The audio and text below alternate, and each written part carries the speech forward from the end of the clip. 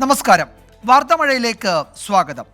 K കരുണാകരന്റെ മകളും KPCC general സെക്രട്ടറിയുമായിരുന്ന Padmaja Venugopal BJPയിൽ ചേർന്നു. ഡൽഹിയിലെ BJP ആസ്ഥാനത്ത് കേരളത്തിന്റെ ചുമതലയുള്ള പ്രകാശ് ജാവദേക്കർ പത്മജയ്ക്ക് അംഗത്വം നൽകി. കോൺഗ്രസ് പാർട്ടിയിൽ ശക്തമായ നേതൃത്വമില്ലെന്നും മോദി കരുത്തനായ നേതാവാണെന്നും പത്മജ വേണുഗോപാൽ പ്രതികരിച്ചു. പത്മജയുടെ പ്രവേശനം കേരളത്തിൽ വലിയ ചലനം സൃഷ്ടിക്കുമെന്ന് പ്രകാശ് ജാവദേക്കർ പറഞ്ഞു. പത്മജയെ കൊണ്ട് BJPക്ക് കാൽക്കാശിന്റെ ഗുണമുണ്ടാകില്ല എന്നായിരുന്നു കെ മുരളീധരന്റെ പരിഹാസം. കാണാം ഇന്നത്തെ ലീഡ് സ്റ്റോറി.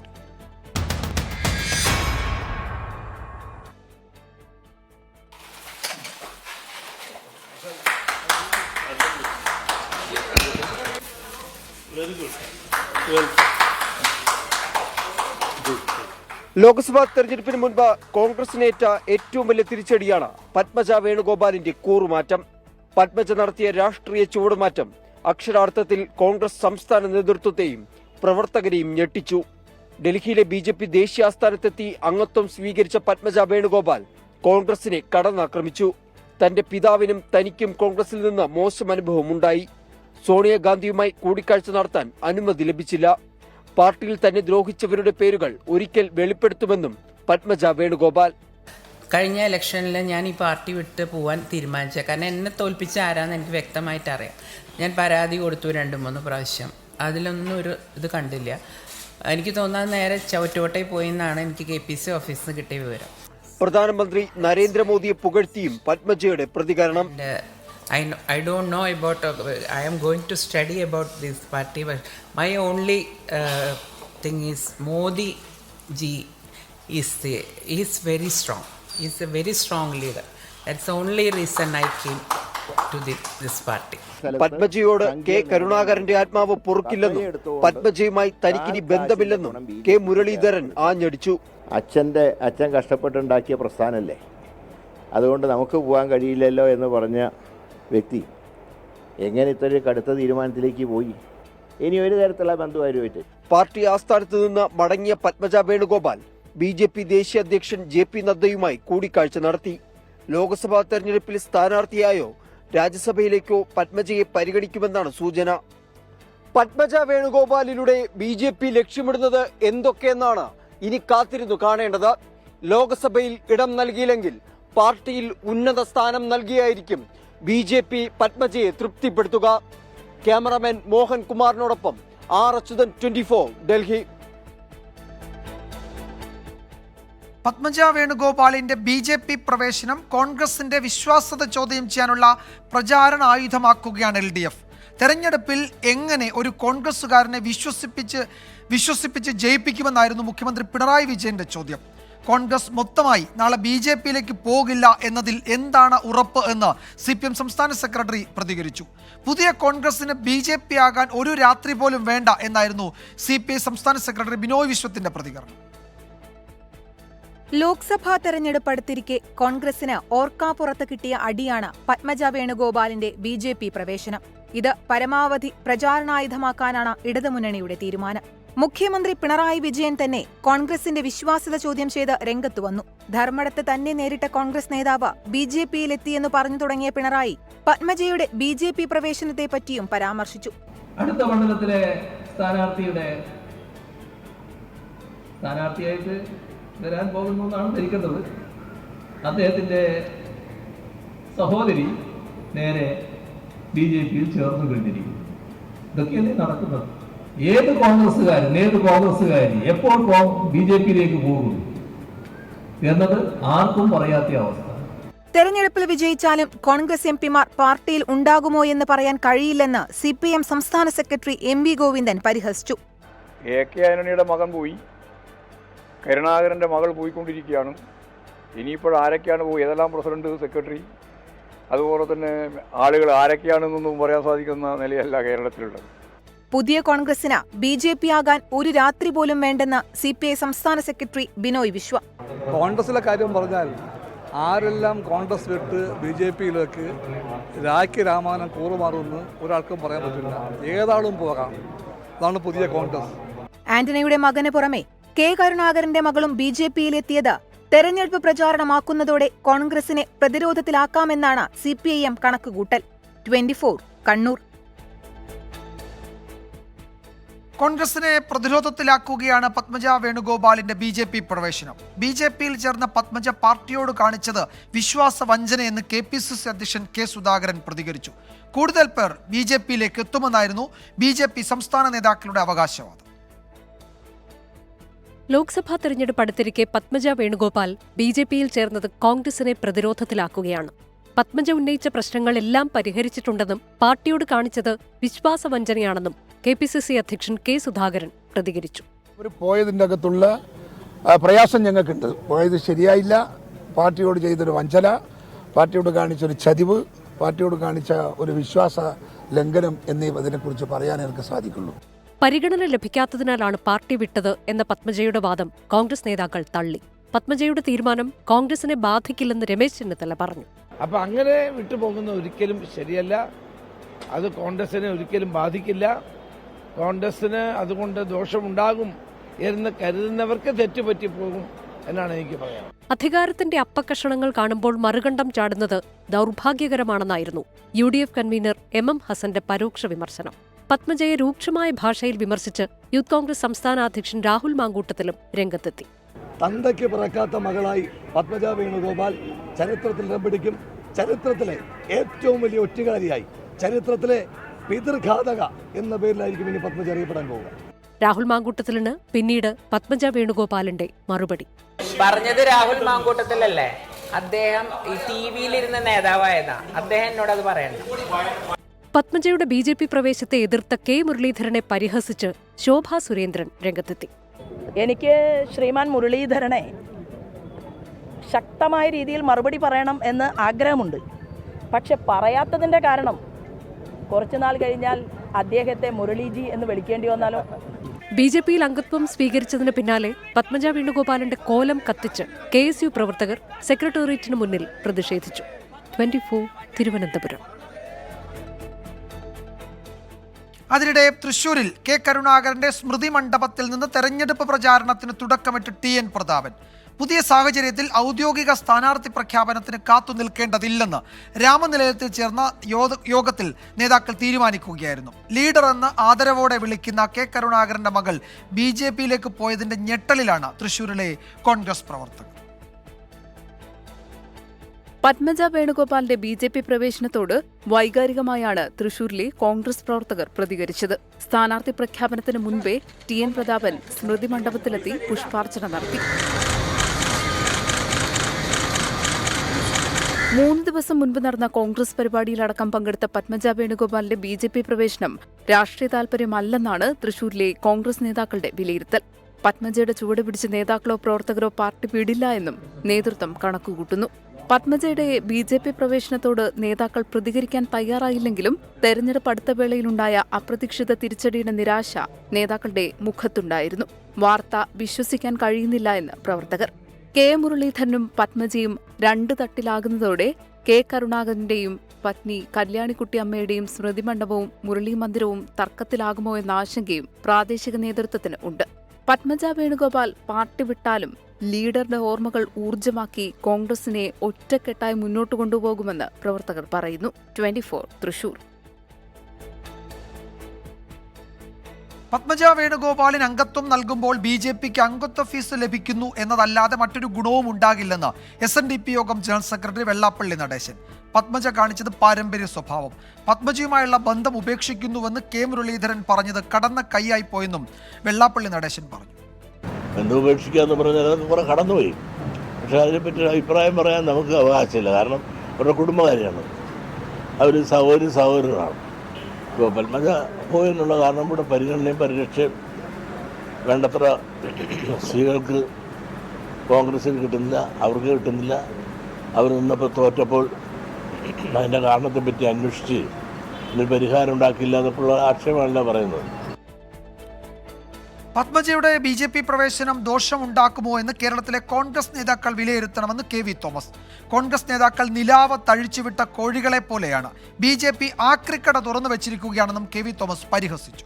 K കരുണാകരൻ്റെ മകൾ എന്ന നിലയിൽ കരുണാകരനെ എതിർത്തിരുന്ന ആശയങ്ങളെ മുകളിൽ പൊക്കിപ്പിടിച്ചുകൊണ്ട് വരുന്ന ഒരു പാർട്ടിയുമായി BJPയുമായി കൈകോർത്തതിൽ ദുഃഖമുണ്ട്. പക്ഷെ എനിക്കൊരു കാര്യം BJPക്കാരോട് പറയാനുള്ളത്, ഈ ആക്രി കച്ചവടക്കാരെ കട തുറന്ന് വെക്കരുത്, വരുന്നവരെല്ലാം ഞങ്ങൾ സ്വീകരിച്ചോളാം എന്ന നിലപാട് എടുക്കുന്നത് ശരിയല്ല. ഏതായാലും ജനങ്ങൾ ഇതെല്ലാം തിരിച്ചറിയും. ജനാധിപത്യത്തിൽ വിശ്വസിക്കുന്ന ആളുകൾ, ഫെഡറലിസത്തിൽ വിശ്വസിക്കുന്ന ആളുകൾ എന്നും BJPക്ക് എതിരായിരിക്കും. കേരളത്തിലെ കോൺഗ്രസ് പ്രവർത്തകർ നിലാവത്ത് കോഴികൾ ഇറച്ചിട്ട് പോലെ നടക്കുവാണ്. മറ്റൊരു റിപ്പോർട്ടിലേക്ക്. ലോക്സഭാ തെരഞ്ഞെടുപ്പിലെ സ്ഥാനാർത്ഥി നിർണയത്തിനായി ഡൽഹിയിൽ നടന്ന കോൺഗ്രസ് തെരഞ്ഞെടുപ്പ് സമിതി യോഗം കഴിഞ്ഞു. കേരളത്തിലെ നേതാക്കൾ ഇപ്പോൾ പ്രത്യേകം യോഗം ചേരുകയാണ്. ആദ്യഘട്ട സ്ഥാനാർത്ഥി പട്ടിക നാളെ പ്രഖ്യാപിച്ചേക്കും. നിതിൻ അംബുജൻ വിവരങ്ങൾ നൽകും ഡൽഹിയിൽ നിന്ന്. നിതിൻ, ആദ്യഘട്ട സ്ഥാനാർത്ഥി പട്ടിക നാളെ ഉണ്ടായേക്കുമോ? എന്താണ് വിവരങ്ങൾ? കേരളത്തിലെ പട്ടിക മാത്രമായിരിക്കുമോ അതോ മറ്റു സംസ്ഥാനങ്ങളിലേതൊക്കെ ചേർത്ത് കുറേ സ്ഥാനാർത്ഥികളെ നാളെ AICC പ്രഖ്യാപിച്ചേക്കുമോ?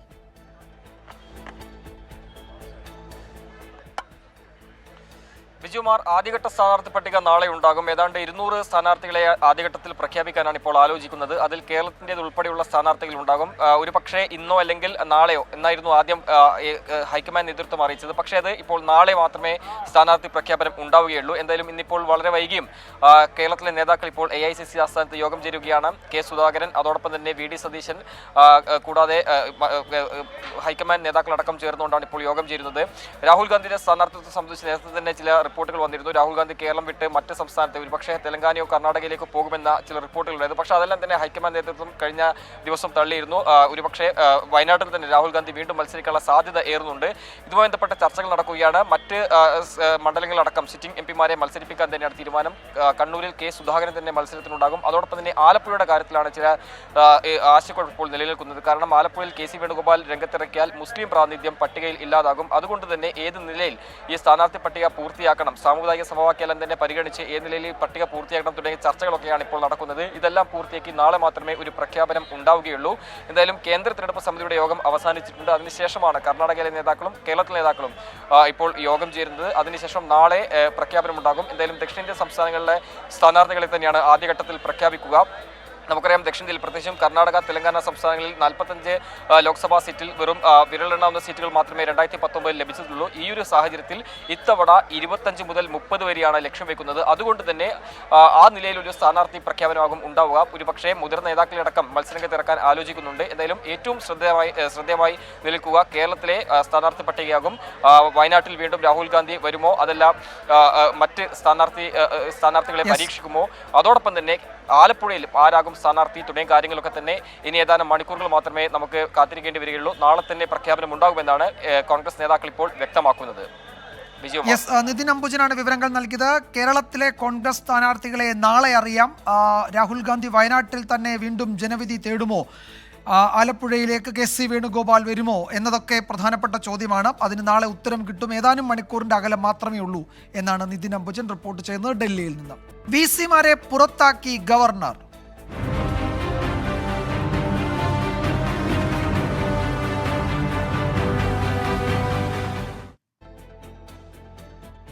നിയമനത്തിൽ UGC മാനദണ്ഡം പാലിച്ചില്ലെന്ന് ചൂണ്ടിക്കാട്ടി 2 സർവകലാശാല വൈസ് ചാൻസലർമാരെ ചാൻസലർ കൂടിയായ ഗവർണർ പുറത്താക്കി. കാലിക്കറ്റ് സർവകലാശാല VC ഡോക്ടർ MJ ജയരാജ്, സംസ്കൃത സർവകലാശാല VC ഡോക്ടർ MV നാരായണൻ എന്നിവരെയാണ് പുറത്താക്കിയത്. ഓപ്പൺ ഡിജിറ്റൽ സർവകലാശാല VC-മാരുടെ കാര്യത്തിൽ UGCയുടെ അഭിപ്രായം തേടിയിട്ടുണ്ട്. കോടതി നിർദ്ദേശപ്രകാരമാണ് നടപടിയെന്ന് ഗവർണർ ആരിഫ് മുഹമ്മദ് ഖാൻ വിശദീകരിച്ചു. ഹിയറിംഗ് നടത്തുകയും UGCയുടെ അഭിപ്രായം തേടുകയും ചെയ്ത ശേഷമാണ് VC-മാരെ ഗവർണർ പുറത്താക്കിയത്. ഇവർക്ക് അപ്പീൽ നൽകാൻ ഹൈക്കോടതി നിർദ്ദേശപ്രകാരം 10 ദിവസത്തെ സാവകാശം അനുവദിച്ചിട്ടുണ്ട്. ഇതിനുശേഷമാകും സർവകലാശാലകളിൽ ബദൽ സംവിധാനം ഏർപ്പെടുത്തുക. സെലക്ട് കമ്മിറ്റിയിൽ ഒറ്റ പേര് മാത്രം വന്നതാണ് സംസ്കൃത സർവകലാശാല VC-ക്ക് തിരിച്ചടിയായത്. സെർച്ച് കമ്മിറ്റിയിൽ ചീഫ് സെക്രട്ടറിയും ഉൾപ്പെട്ടുവന്നതാണ് കാലിക്കറ്റ് സർവകലാശാല VC-യെ പുറത്താക്കാൻ കാരണം. We have taken the decision. Order has been passed. But another direction of the Honorable High Court is that this order will not take effect for next 10 days. Open സർവകലാശാല VC PM Mubarak Pasha ഗവർണർക്ക് രാജിക്കത്ത് നൽകിയിരുന്നുവെങ്കിലും governor സ്വീകരിച്ചിട്ടില്ല. Open digital സർവകലാശാല VC-മാരുടെ കാര്യത്തിൽ governor UGCയോട് അഭിപ്രായം തേടി. ഇവരടക്കം 12 VC-മാർക്കാണ് governor notice നൽകിയത്. ഇതിൽ സാങ്കേതിക ഫിഷറീസ് കണ്ണൂർ VC-മാരെ കോടതി പുറത്താക്കിയിരുന്നു. മറ്റ് സർവകലാശാല VC-മാർ കാലാവധി പൂർത്തിയാക്കി സ്ഥാനമൊഴിഞ്ഞു. ബാക്കിയുള്ള 4 VC-മാരുടെ കാര്യത്തിലാണ് ഗവർണറോട് തീരുമാനമെടുക്കാൻ ഹൈക്കോടതി നിർദ്ദേശിച്ചത്. 24 തിരുവനന്തപുരം. മറ്റൊരു പ്രധാന റിപ്പോർട്ടിലേക്ക്. ആ രേഖകൾ ആരെടുത്തു?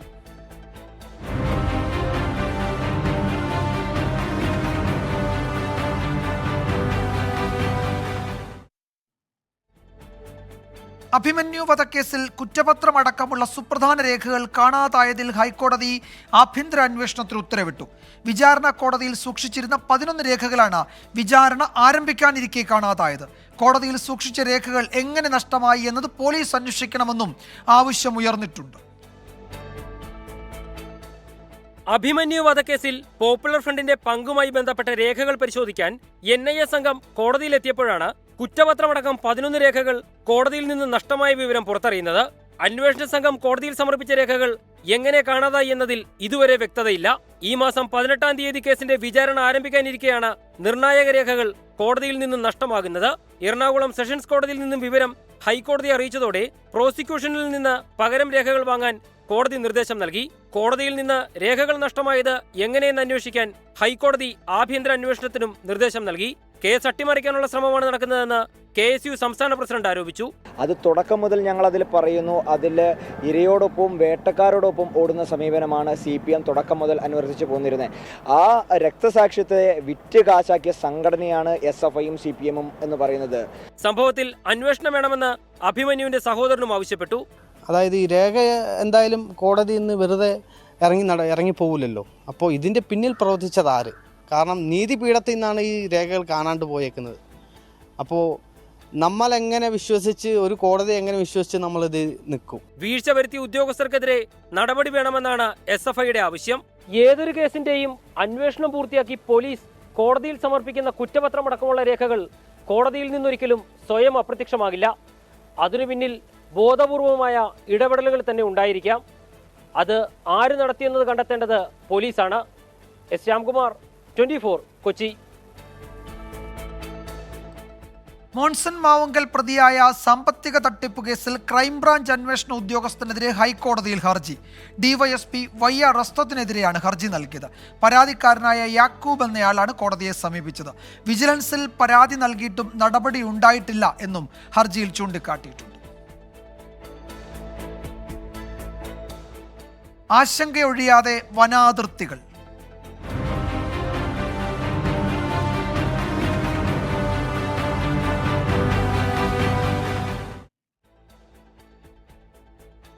കോഴിക്കോട് കക്കയത്ത് കാട്ടുപോത്തിന്റെ ആക്രമണത്തിൽ കൊല്ലപ്പെട്ട അബ്രഹാമിന്റെ മൃതദേഹം സംസ്കരിച്ചു. പോസ്റ്റ്മോർട്ടത്തിന് ശേഷം നാട്ടിലെത്തിച്ച മൃതദേഹത്തിൽ ആയിരങ്ങൾ അന്തിമോപചാരം അർപ്പിച്ചു. അക്രമകാരിയായ കാട്ടുപോത്തിനെ വെടിവെക്കാനുള്ള ദൗത്യം തുടരുകയാണ്. താമരശ്ശേരി ബിഷപ്പ് മാർ റെമീജിയോസ് ഇഞ്ചനാനിയലിന്റെ മുഖ്യ കാർമ്മികത്വത്തിൽ കക്കയം സെന്റ് സെബാസ്റ്റ്യൻ ചർച്ചിലായിരുന്നു സംസ്കാര ചടങ്ങുകൾ.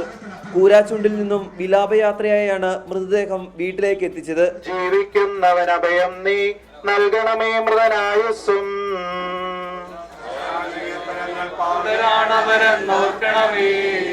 അവന്റെ സന്തോഷത്തിന്റെയും പുത്രന്റെയും പരിശുദ്ധാത്മാവിന്റെ നാമത്തിൽ ആമേൻ. കക്കയത്തെ ജനങ്ങൾ കുടിയിറക്ക് ഭീതിയിലാണെന്നും അബ്രഹാമിന്റേത് രക്തസാക്ഷിത്വമെന്നും താമരശ്ശേരി ബിഷപ്പ്. ഡോക്ടർ അജേഷിന്റെ നേതൃത്വത്തിൽ കാട്ടുപോത്തിനെ വെടിവെക്കാനുള്ള ദൗത്യം തുടരുകയാണ്. ഒന്നിലധികം കാട്ടുപോത്തുകൾ കക്കയത്തിറങ്ങിയതിനാൽ അക്രമകാരിയായ കാട്ടുപോത്തിനെ കണ്ടെത്താൻ കഴിഞ്ഞിട്ടില്ല. ഇലക്ട്രിക് ഫെൻസിംഗ് സ്ഥാപിക്കാനുള്ള നടപടികളും ആരംഭിച്ചിട്ടുണ്ട്. കഴിഞ്ഞ വെള്ളിയാഴ്ച കൃഷിയിടത്തിൽ ജോലി ചെയ്യുന്നതിനിടെയായിരുന്നു കാട്ടുപോത്തിന്റെ കുത്തേറ്റ് അബ്രഹാം മരിക്കുന്നത്. 24 കോഴിക്കോട്. വന്യജീവി ആക്രമണങ്ങളിൽ സംസ്ഥാന സർക്കാരിനെ രാഷ്ട്രീയ ലക്ഷ്യത്തോടെ ആക്രമിക്കാൻ ശ്രമിക്കുന്നുവെന്ന് മുഖ്യമന്ത്രി പിണറായി വിജയൻ. വന്യജീവി സംഘർഷത്തെക്കുറിച്ച് വയനാട് MP രാഹുൽ ഗാന്ധി പാർലമെന്റിൽ സംസാരിച്ചിട്ടില്ല. കോൺഗ്രസുകാർ ഇപ്പോൾ മോർച്ചറിയിൽ കയറി മൃതദേഹം എടുത്ത് പ്രതിഷേധിക്കാൻ പോവുകയാണെന്നും മുഖ്യമന്ത്രി കുറ്റപ്പെടുത്തി. സംസ്ഥാന സർക്കാരിനെ രാഷ്ട്രീയ ലക്ഷ്യത്തോടെ ആക്രമിക്കാൻ ശ്രമിക്കുകയാണ്. ഇതിനെല്ലാം ഉത്തരവാദികളായ കോൺഗ്രസും BJPയും തന്നെ. 18 UDF MPമാരുണ്ടല്ലോ. ഈ കേന്ദ്ര നിയമത്തെക്കുറിച്ച് ഒരക്ഷരം പാർലമെന്റിൽ സംസാരിച്ചു. വയനാടിനെ പ്രതിനിധീകരിക്കുന്നയാളാണല്ലോ രാഹുൽ ഗാന്ധി. ലോക്സഭയിൽ എഴുന്നേറ്റ് നിന്നാൽ സമയം കിട്ടുമല്ലോ. വയനാടിന്റെ പ്രശ്നം അവതരിപ്പിച്ചോ ഏതെങ്കിലും ഘട്ടത്തിൽ? കേന്ദ്ര നിയമം മാറ്റുന്നതിനെ കുറിച്ച് പാർലമെന്റിൽ സംസാരിക്കാനേ തയ്യാറായി. ഇപ്പൊ അവര് മോർച്ചറി കയറി ശവമടക്കം എടുത്തുകൊണ്ട് പോവുകയാണ് പ്രതിഷേധിക്കാൻ.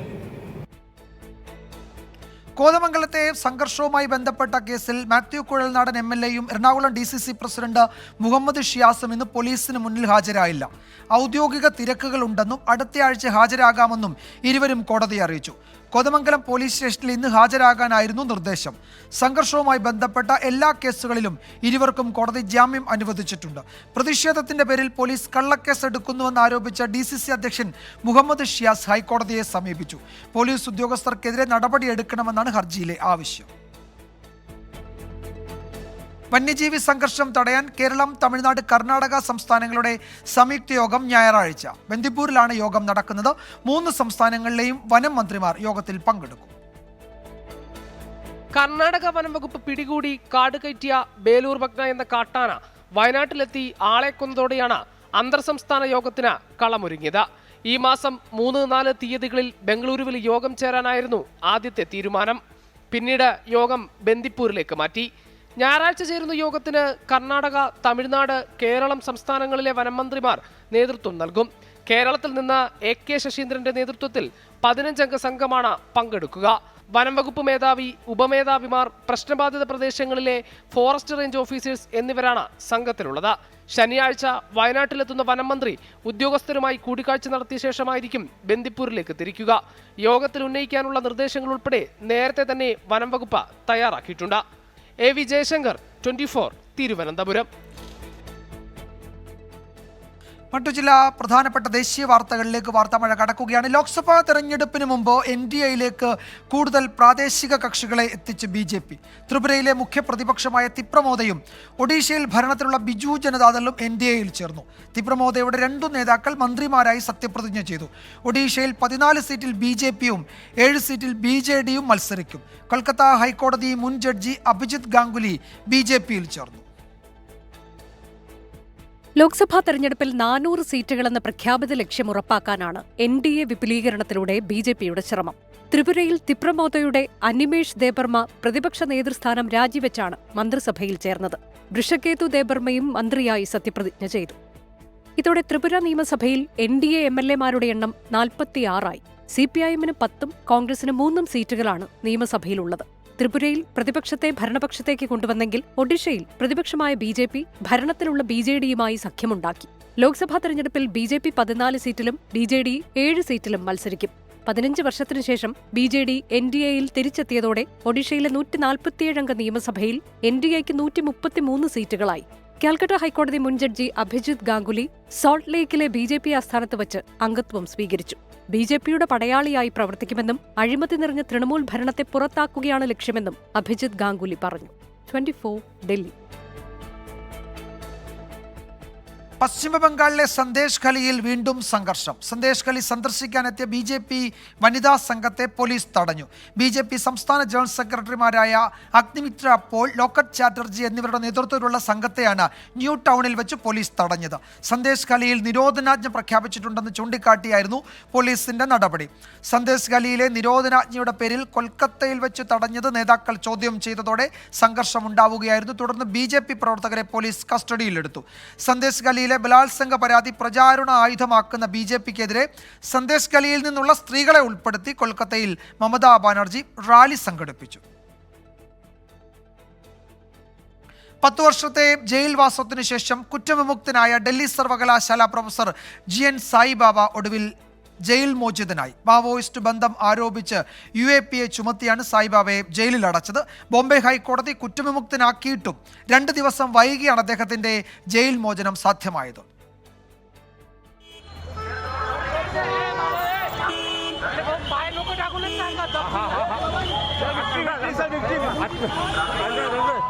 മാവോയിസ്റ്റ് ബന്ധമുണ്ടെന്ന ആരോപണത്തിന്റെ പേരിൽ മാത്രം GN സായിബാബയ്ക്ക് നഷ്ടമായത് നീണ്ട 10 വർഷം. പോളിയോ ബാധിതനായി വീൽചെയർ സഹായം വേണ്ട സായിബാബ ഒടുവിൽ പുറത്തേക്ക്. സായിബാബയെ തടവിലിടാൻ തെളിവ് പോരെന്ന് ബോംബെ ഹൈക്കോടതി ചൊവ്വാഴ്ച ചൂണ്ടിക്കാട്ടി.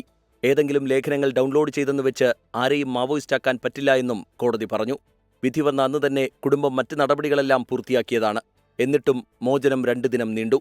ഗഡ്ചിറോളിയിലെ വിചാരണ കോടതിയിൽ നിന്ന് രേഖകൾ കിട്ടാൻ വൈകിയെന്നാണ് ജയിലധികൃതർ നിലപാടെടുത്തത്. ജയിൽ മോചനം തടയാൻ മഹാരാഷ്ട്ര സർക്കാർ സുപ്രീംകോടതിയെ ചൊവ്വാഴ്ച തന്നെ സമീപിച്ചിരുന്നു.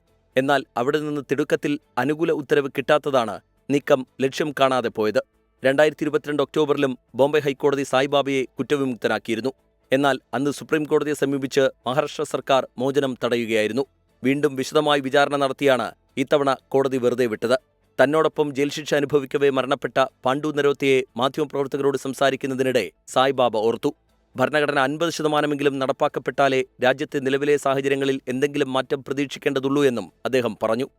7 years have passed in jail, and in these 7 years my health deteriorated, and I am out today.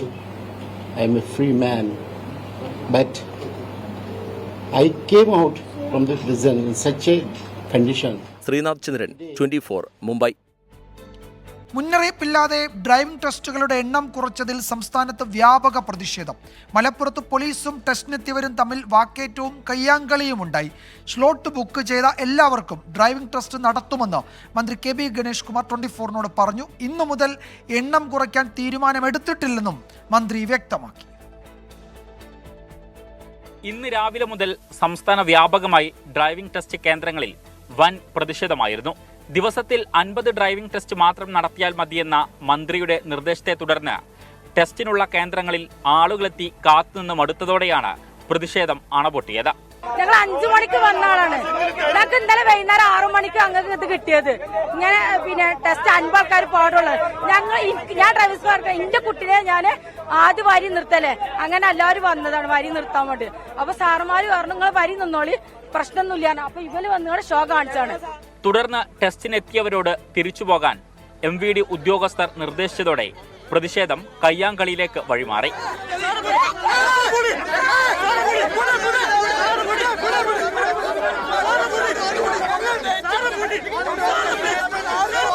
തുടർന്നാണ് വിഷയത്തിൽ മന്ത്രി കെ ബി ഗണേഷ് കുമാർ ഇടപെട്ടത്. വിഷയം ചർച്ച ചെയ്യുക മാത്രമാണ് ഉണ്ടായതെന്ന് മന്ത്രി പ്രതികരിച്ചു. അത്തരത്തിലൊരു ഉത്തരവോ കാര്യങ്ങളോ ഒന്നുമില്ല. ഒരു മന്ത്രി എന്ന നിലയിൽ യോഗത്തിൽ ചർച്ച ചെയ്തു. ഞാൻ ഒളിച്ചു വയ്ക്കുന്നില്ല, ഞാൻ കള്ളം പറയേണ്ട എന്താ, യോഗത്തിൽ ചർച്ച ചെയ്തത്. പക്ഷേ യോഗ വിവരങ്ങൾ രഹസ്യമൊന്നുമില്ല അതിനകത്ത്. ആ യോഗ വിവരങ്ങൾ പുറത്ത് വേറെ തരത്തിൽ കൊടുക്കുക എന്ന് പറയുന്നത് തെറ്റായ കാര്യമാണ്. അതിൽ അന്വേഷണം നടക്കും. ഞാൻ അതിനുള്ള നിർദ്ദേശം നൽകിയിട്ടുണ്ട്. തുടർന്ന് ഏറെ നേരം ഉദ്യോഗസ്ഥരുമായി നടത്തിയ ചർച്ചയുടെ അടിസ്ഥാനത്തിലാണ് ട്രാൻസ്പോർട്ട് അസിസ്റ്റന്റ് കമ്മീഷണർ ഇന്ന് വന്ന മുഴുവൻ പേരുടെയും ടെസ്റ്റ് നടത്താൻ നിർദ്ദേശിച്ചത്. വിവിധ ബ്യൂറോകൾക്കൊപ്പം 24 മലപ്പുറം. വനിതാ ദിനത്തോടനുബന്ധിച്ച് 24ഉം ഫ്ലവേഴ്സും സംഘടിപ്പിക്കുന്ന പിങ്ക് മിഡ് നൈറ്റ് റൺ നാളെ കൊച്ചിയിൽ നടക്കും. വിവിധ മേഖലകളിൽ നിന്നായി നിരവധി പ്രമുഖർ മാരത്തണിന്റെ ഭാഗമാകും. രാത്രി 9 മണിക്ക് എറണാകുളം ദർബാർ ഹാൾ ഗ്രൗണ്ടിൽ മന്ത്രി പി രാജീവ് ഫ്ളാഗ് ഓഫ് ചെയ്യും. 5 കിലോമീറ്റർ ദൂരത്തിലാണ് മിഡ് നൈറ്റ് റൺ സംഘടിപ്പിച്ചിരിക്കുന്നത്. 15 വയസ്സ് മുതൽ 30 വയസ്സ് വരെ ഉള്ളവർക്കും 30 വയസ്സിന് മുകളിലുള്ളവർക്കുമായി 2 വിഭാഗങ്ങളായാണ് മിഡ് നൈറ്റ് റൺ നടക്കുക. വിജയികൾക്കായി സമ്മാനങ്ങളും ഒരുക്കിയിട്ടുണ്ട്.